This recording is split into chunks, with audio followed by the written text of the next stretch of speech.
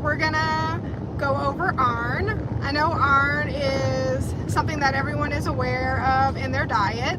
Iron is needed more for women that are in their reproductive stages because they're menstruating, and that will make you lose iron.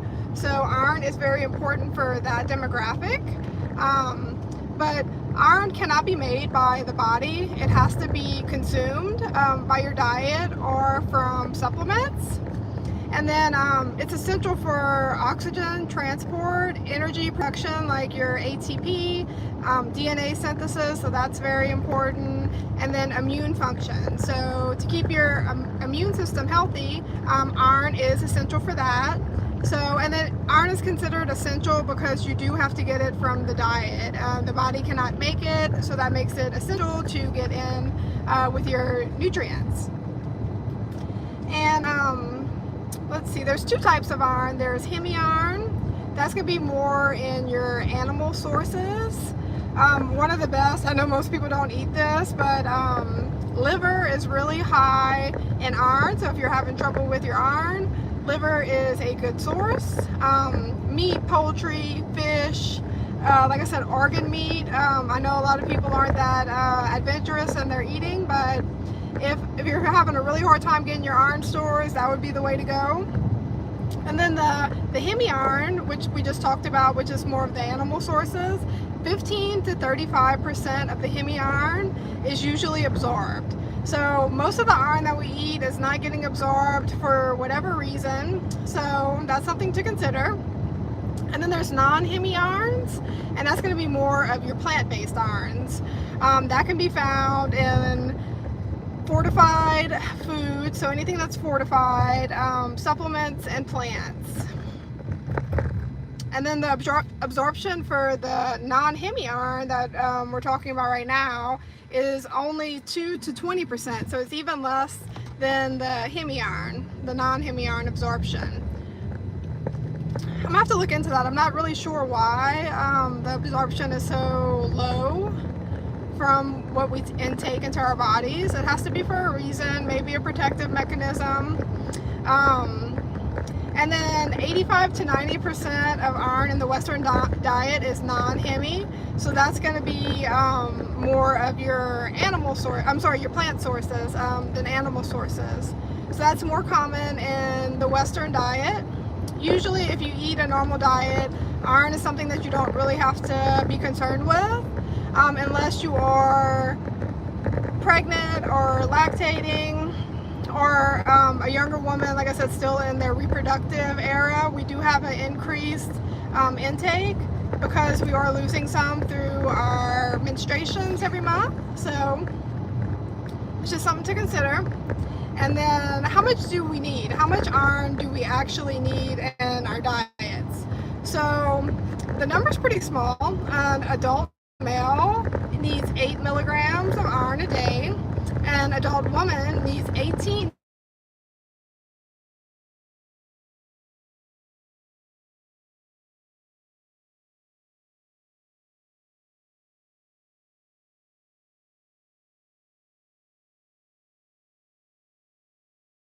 day will suffice. And then during pregnancy you need 27 milligrams a day. So during pregnancy you will need the most iron.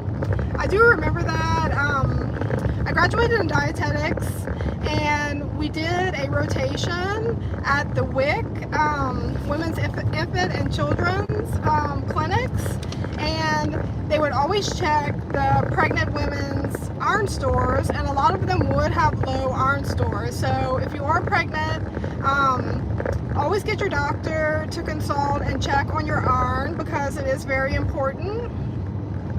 And that's something that, like I said, we would encourage them to eat organ meat. It's not totally uncommon around here because we do have a variety in our cuisine, but a lot of people don't. So we recommend like rice dressing. Rice dressing will have some organ meat in it. I don't know if you guys even know what rice dressing is. I'm sorry, I'm from here, so I don't really know if people are aware of what rice dressing is, but it's just like almost ground meat mixed up with rice. Hi everybody, thanks for joining. We're going over iron today to see, how important it is in our diet, what it does, what would be our recommended intakes, which is important, and then the best food sources for iron. Let's see. So the hemi-iron, that's going to be the more animal sources. Beef, liver, oysters. Oysters, that's something I love, so more reason to go out and have oysters, right? Lean beef, chicken, especially the dark chicken, and salmon. So I do pretty good in that category. Salmon is a really delicious fish. I don't know if anyone else eats salmon, but it's really good and clean, and it doesn't have a very fishy flavor, so that is a good way to increase your iron intake if you're not big into meats and organ meat and stuff like that. And then let's see, the non-hemi-iron, that's going to be lentils, spinach, pumpkin seeds, tofu, stuff like that. We'll have the non-hemi-iron, and that's where most of it comes from in our diet, will be from plant sources.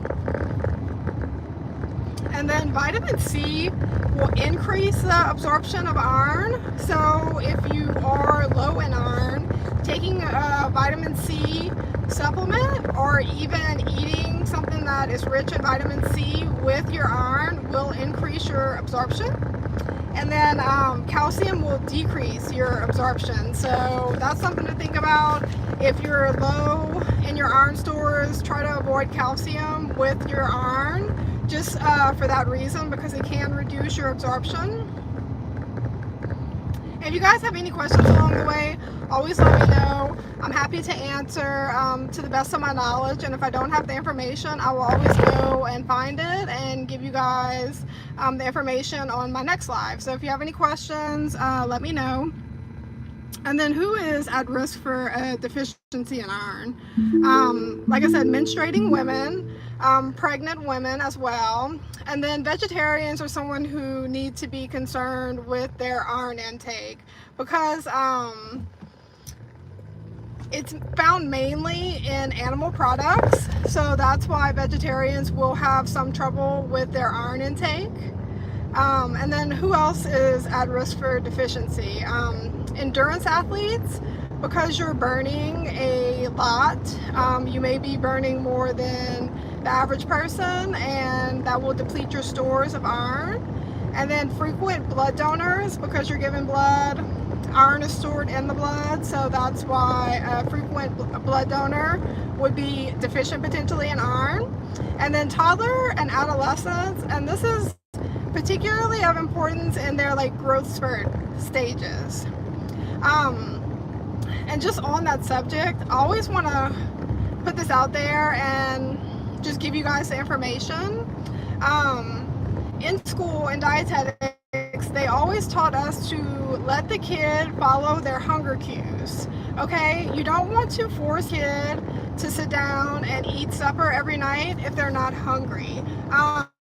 Because what that'll do is they'll develop just a habit of eating instead of listening to their actual hunger cues and eating when they're hungry. Kids will, before a growth spurt, they will get really hungry. They'll eat you out of house and home because their body is preparing them for the growth spurt. So that's why after a growth spurt you could be deficient in iron, because your body has used all that during its growth spurt. So I'm not saying, don't guide your children in that department, but you definitely don't want to make them a habitual eater and just eating out of habit, because that will make them eventually ignore their hunger cues and maybe not have the best relationship with food later in life. So that's just something to touch on with the kiddos. They're all different, and sometimes they might not be hungry after their growth spurt. After they just ate you out of house and home, you're eating like crazy last week, what's going on? That's why. And that's why it's important to let them listen to their hunger cues and develop a healthy relationship with food, and for them to be accountable and productive in their later life. And then symptoms of a iron deficiency. Fatigue and weakness, that is a definite. Pale skin can be a sign of iron deficiency. So if your color is lighter than it normally is, that could be a sign of iron deficiency. It's not a definite, but it's just something that you can look out for. Ice cravings, they call it pica. That's when you're craving non-food items to eat. Some people even have pica with like soaps, dish soaps and stuff like that, or dirt. But this one is saying ice cravings, like craving to chew on ice. Hair loss can be a sign of low iron stores, and then restless leg syndrome can also be a sign of having low iron stores. So that's just some little things that you can look out for and try to pay attention if you feel like maybe your iron is low for whatever reason. And this can all be checked with a blood test at the doctor or the hospital. And let's see what else I have for you guys. Some practical takeaways would be that meat eaters rarely need to worry about their iron stores because you are getting iron from two sources, an animal source and a plant source. So usually meat eaters do not have to worry about iron supplements. The only people that would maybe need to worry about an iron supplement would be women of reproductive age, because our requirements are 18 milligrams versus 8 milligrams, which is over double. So it's significant. Like I said, I do remember in WIC, the Women's Infant and Children's Program, that iron was low on a lot of people after they would get their blood tests whenever they were pregnant. So as a dietitian, we would encourage them to increase their iron intake via more protein sources or animal sources as well, potentially even supplements if needed. And then you want to pair your iron with vitamin C and or a little meat if possible. And it says and or, you know, depending if you're vegan or not. But if you do eat your iron with vitamin C, then vitamin C, what did we just say? It increases our iron absorption. So what it'll do, it'll aid in that iron absorption, and you'll absorb more than you would without the vitamin C present in your intake. So if you are looking to maybe increase your iron status without taking a supplement, taking vitamin C foods in with your iron-rich foods would be ideal. And then it says don't drink tea or coffee with your meals if you're at risk, because that can inhibit the absorption of iron. So, and that's, you know, with the meal. So you don't want to have tea or coffee with your meal if you're trying to increase your iron stores. So a lot of people drink tea, I would imagine, with dinner. So that's just something to make a little note of. And then if you're tired all the time and you're a female or a vegan or an athlete, get an iron test to see what's going on. It could be your iron stores. A lot of people will think of it as just fatigue or maybe like a B supplement deficiency, but it can definitely be iron. So always keep that in mind whenever you're eating and consuming your food. And if you guys have any questions, let me know. I'm happy to help. But that's why a lot of times they'll recommend a prenatal supplement to women who are trying to get pregnant or are pregnant or postpartum, because the body is doing a lot of work by the baby. So it needs some extra vitamins, more minerals, more energy, and that's why a lot of times we are encouraged to take a supplement during pregnancy. You always want to be careful with supplements, so just like we were talking about keeping our products clean, supplements can be tainted as well. Always do your research and know the company that you're purchasing from. Because I do hear that Big Pharma has their hands in the supplement aisle, almost the whole supplement aisle. So definitely do your research. I know there are some cleaner supplements than others, so it's always something to consider when you are down the supplement aisle. Just do your research and talk to people, see what they use, see if it works for them. And we always just try to do the best we can. You know, we can't avoid chemicals totally, unfortunately. That's just the world that we live in. But what we can do is reduce. You know, we want to try to minimize as much as possible.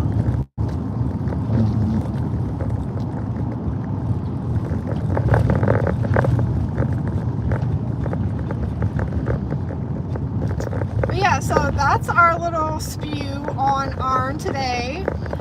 So like I said, there's two types of iron, hemi and non-hemi iron.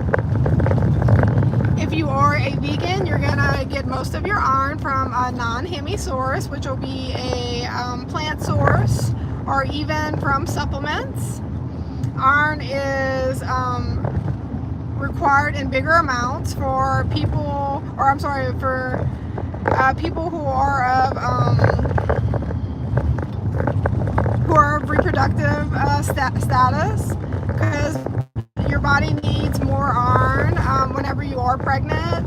Even postpartum, you will need some, depending if you're breastfeeding or not.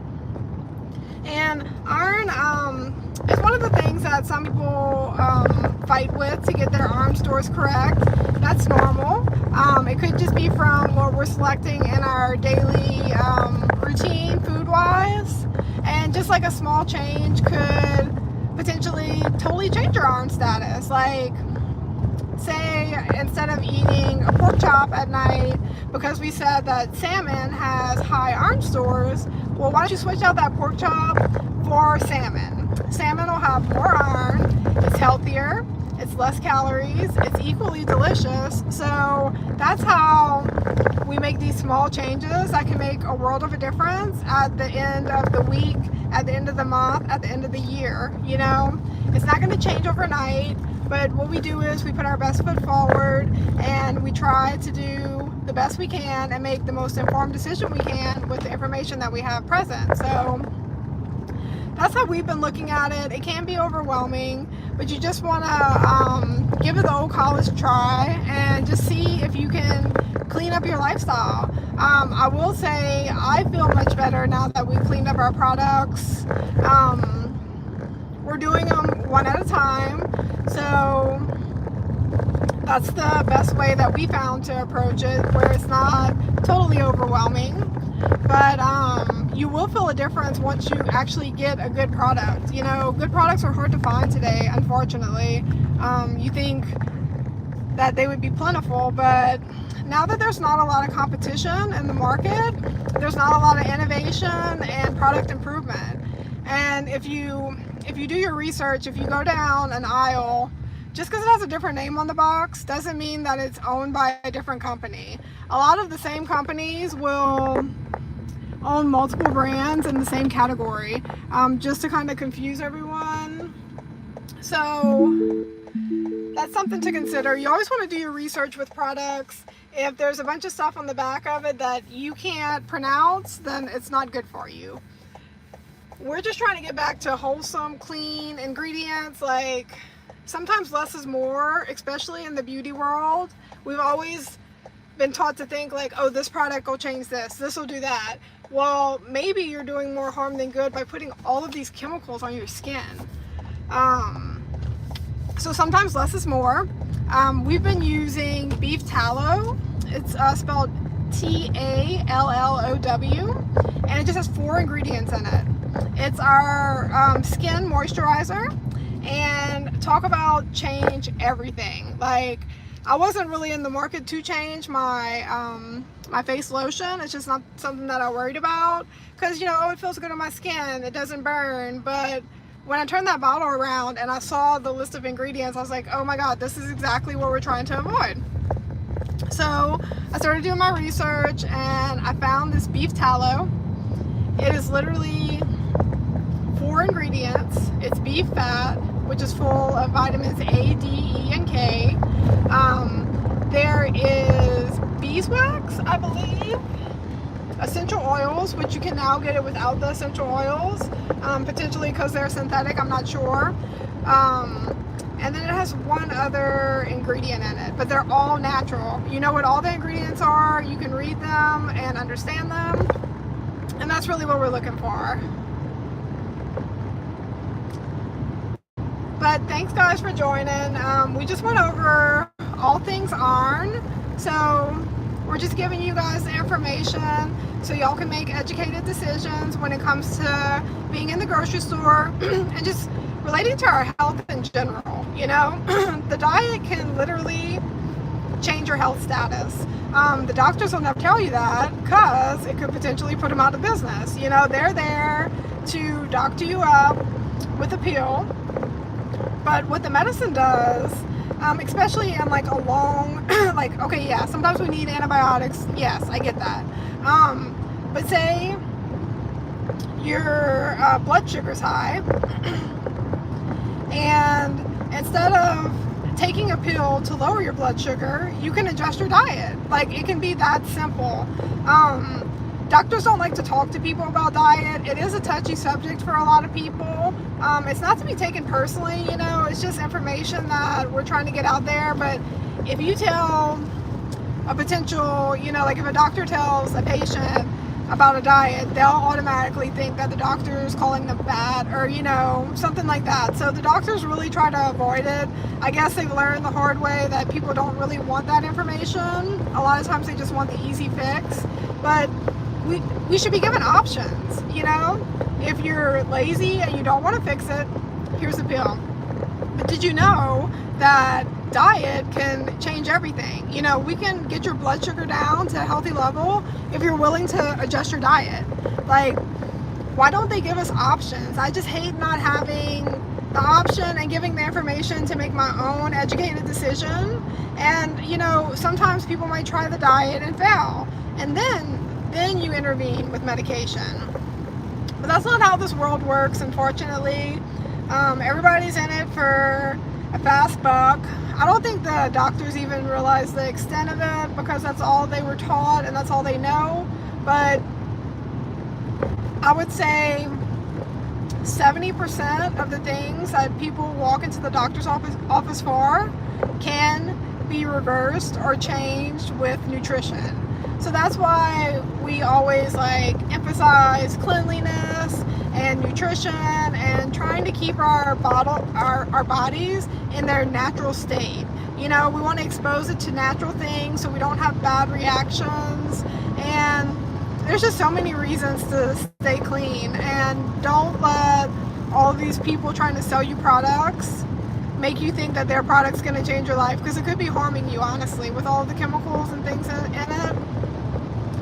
Like I said, some people will, at night after they bathe, put on layers and layers of all these beauty products.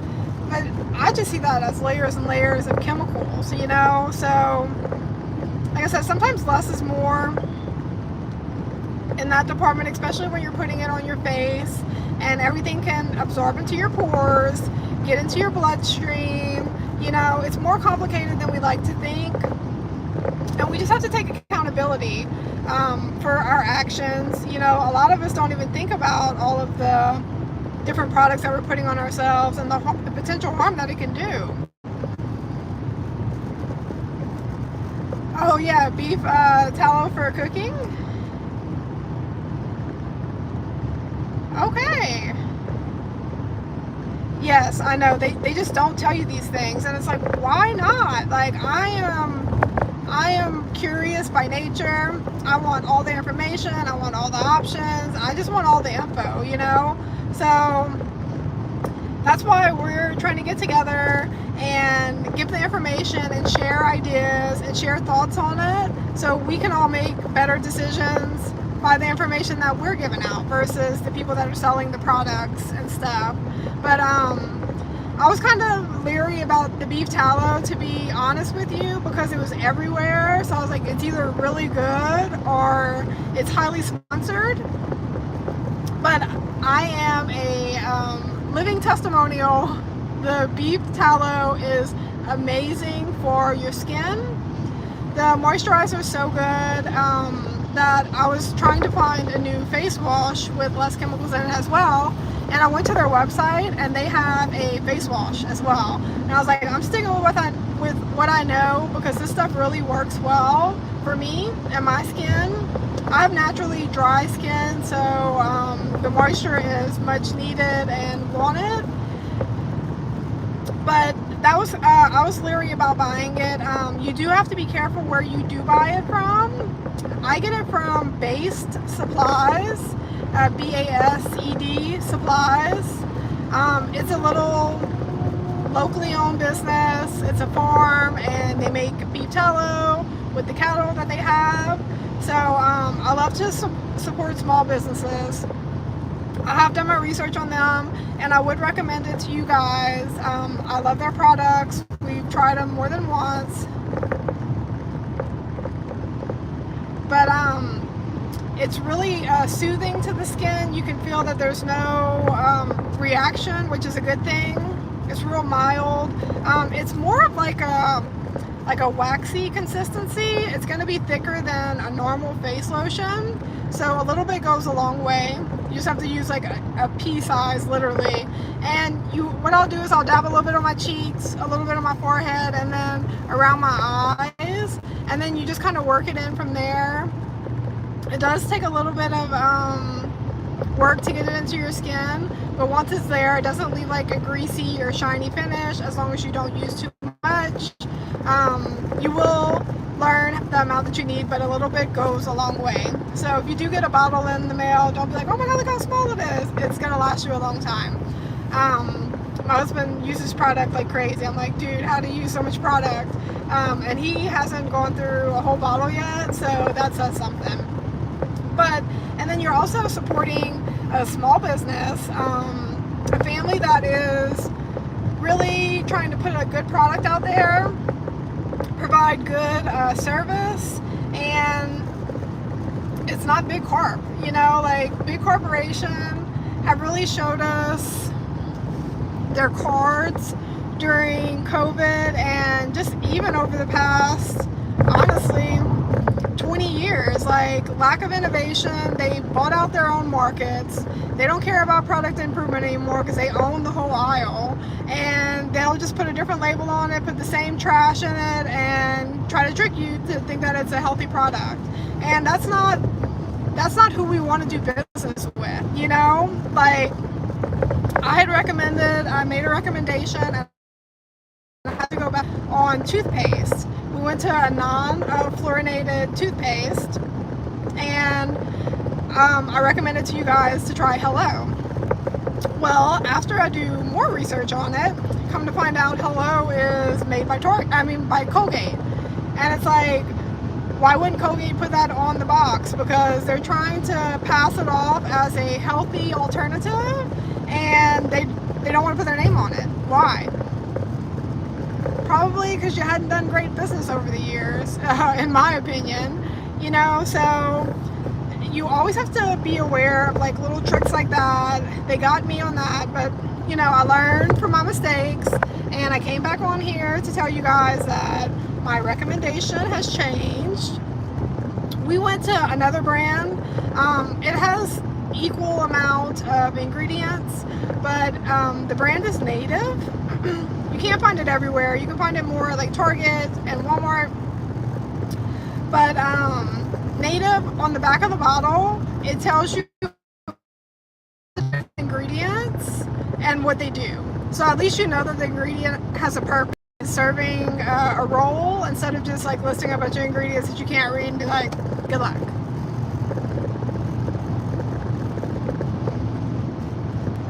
Oh, I bet you were good for eczema. Yes, I'll have like little dry patches, and sometimes it definitely works for dry patches, and something that like a normal lotion wouldn't necessarily help with, it definitely helps with. So if you do have any skin problems, that would be a good, you know, and listen how crazy this is. One of my girlfriends has eczema, like really bad, and I went to her house one night, and her blanket smelled delicious, like, don't get me wrong. And it probably smelled better to me because we even use washing detergent with the least amount of chemicals in it. So our washing detergent doesn't smell all fluffy and nice because that's all synthetic chemicals that are giving you that smell. Okay, well, I slept in her house that night, and wherever the blanket and the pillow was touching me, I broke out in a mild rash. So I was thinking, I told her, I was like, listen, it could be your washing detergent, because that's one of the first things that my dermatologist told me whenever I was fighting with a type of rosacea. He was saying, get rid of anything that could potentially irritate your skin, like washing detergents with a lot of scent in them. So I've actually switched to Gain without any scent. So our clothes still comes out clean. It just doesn't have that synthetic smell to it, which is fine.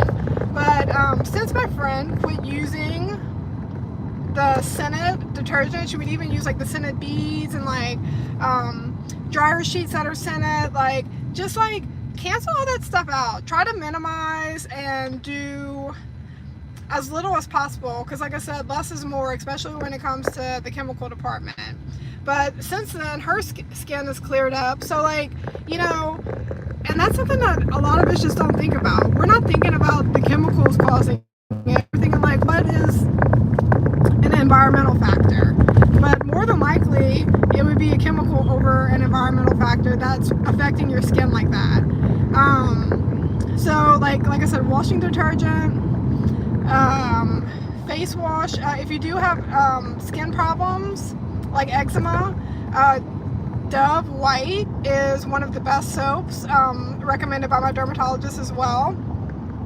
It's just minimal, has a clean smell, minimum in chemicals, so that's an option.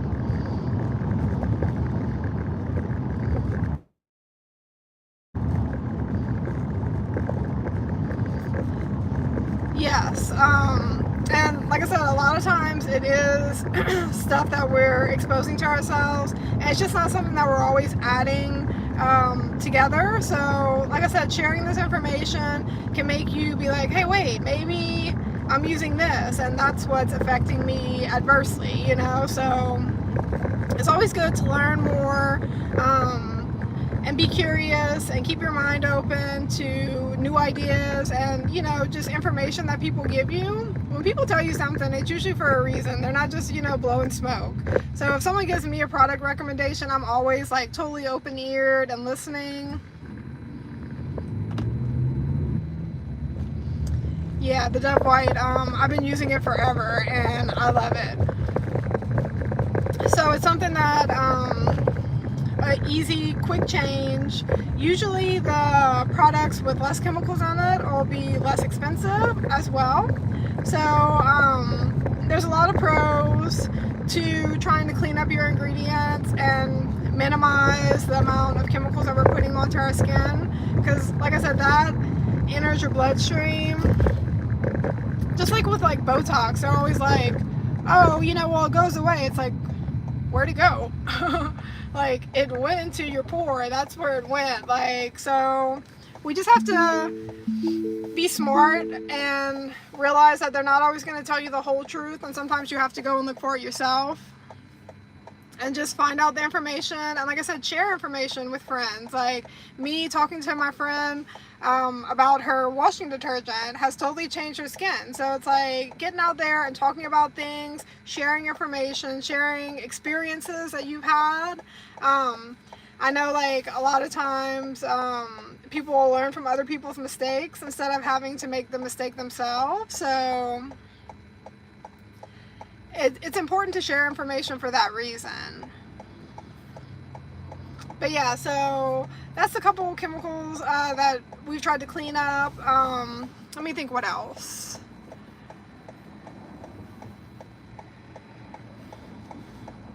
I need to find a healthy shampoo.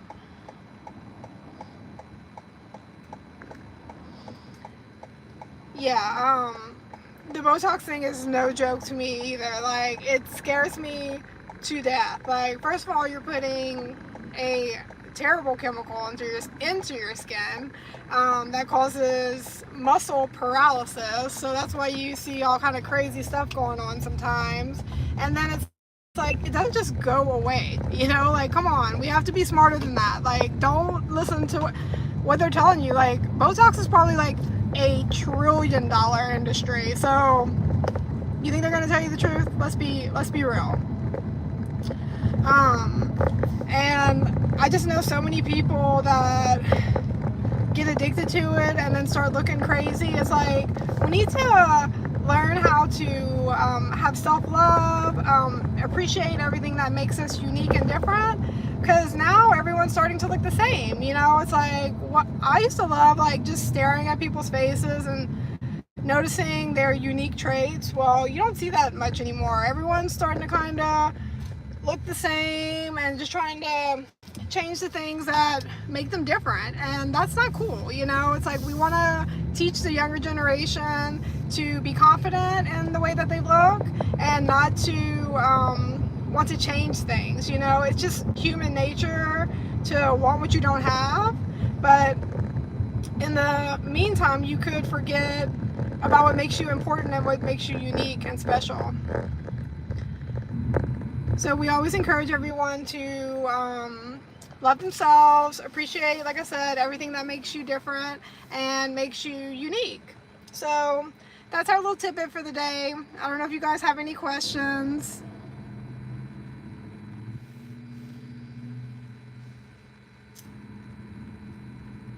Oh, thanks guys. I appreciate everyone being here and participating and listening to my little rants on corporate America and nutrition. But I'm really here just to try to give everyone information and to receive information from you guys, and that way we can make better and informed decisions about our health. So I hope everyone has a happy Thanksgiving if I don't see y'all before then, and enjoy the rest of your work week. Have a good